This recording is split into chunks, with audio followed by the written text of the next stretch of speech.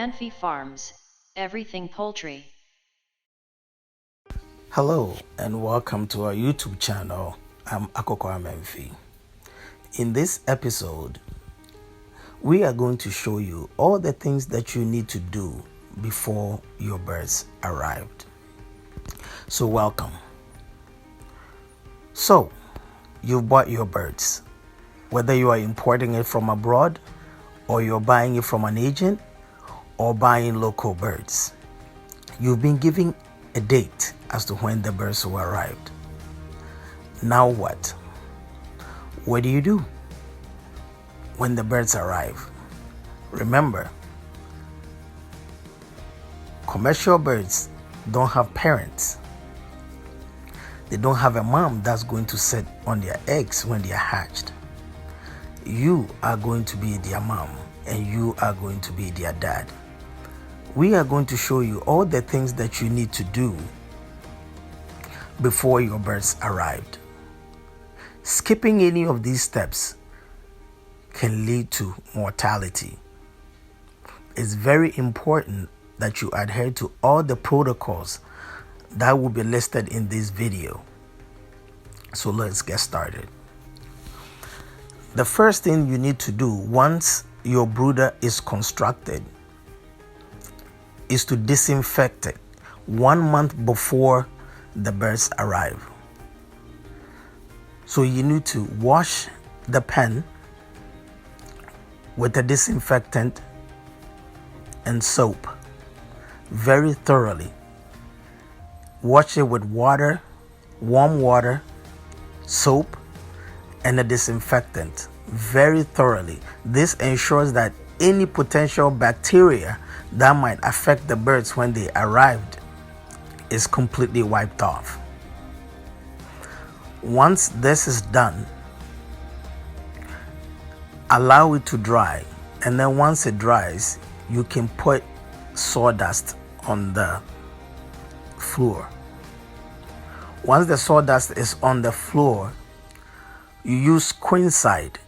It's an antibiotic disinfectant that you can use to spray the entire sawdust. So any potential organisms, bacteria, viruses, and anything of that sort that might be in the sawdust will completely be wiped off. Then once it's done, you need black rubber or white rubber, depending on your preference. I choose to use black rubber so that I can prevent the sun from coming in during the day, especially in the first couple of days of their breeding period. But that's your choice.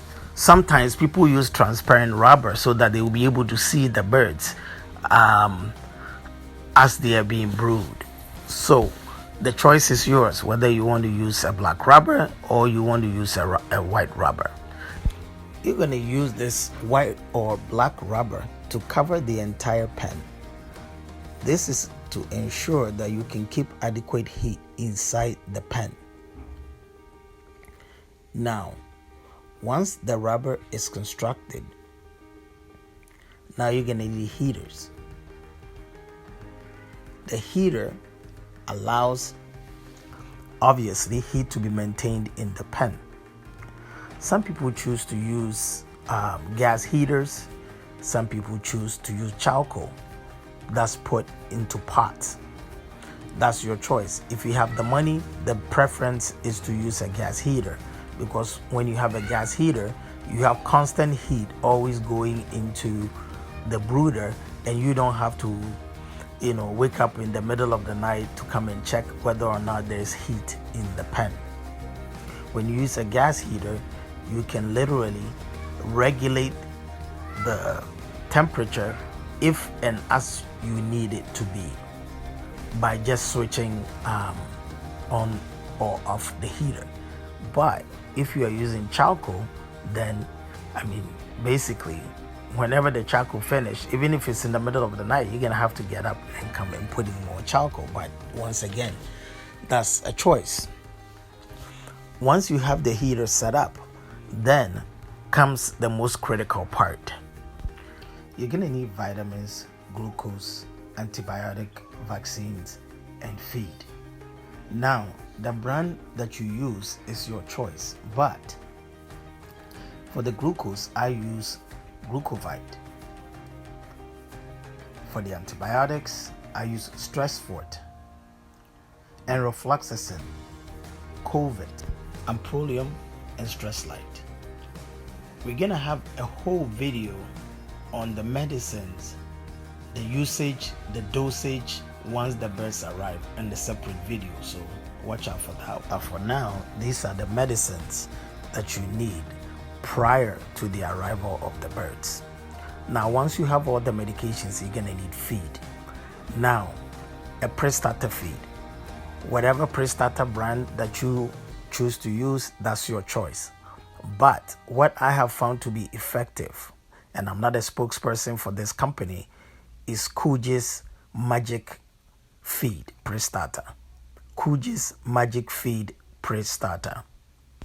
Now, it comes in 25 kilogram bags. How many bags you are going to need depends on the number of birds that you have. And I'm going to do a separate video on feed consumption. So the number of birds will decide the number of feed that you need, and that's going to be in a separate video. But for now, these are all the things that you're going to need in order to have a successful brood.